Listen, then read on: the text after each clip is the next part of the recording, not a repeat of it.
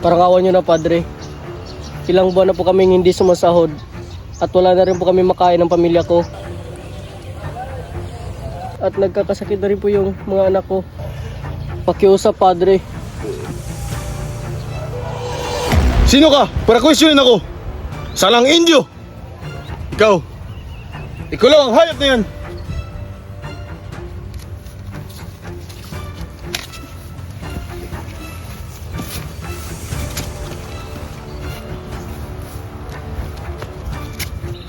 Dala niyo sa akin ang animal na yan.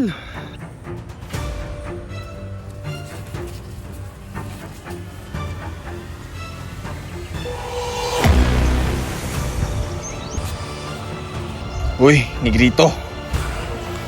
Eres solo nuestro cachorro.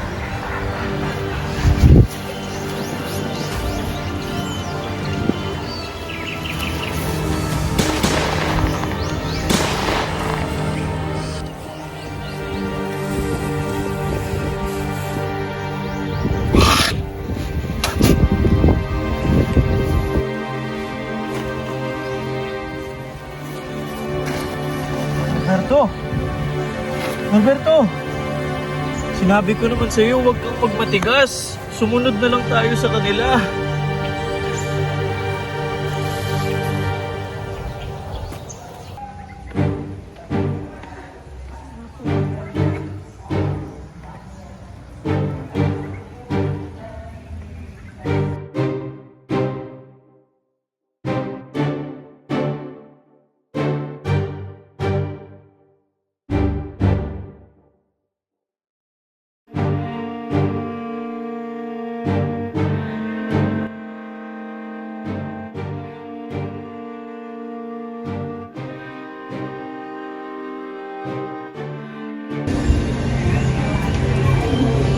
Kasi, ba't parang ang lalim naman ang iniisip mo?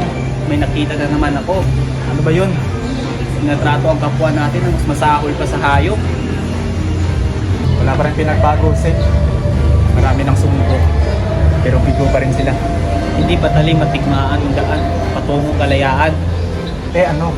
Kailangan nating armasan ng ating sarili dito at mas lalo na dito.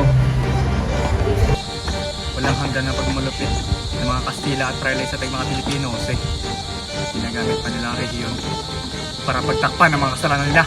Nakawin mo nila ang pag-aari natin, pero hindi sa kayang nakawin. Yun ang pagmamahal natin sa bayan at mga pinamahanan nating edukasyon, lalo na sa mga kabataan.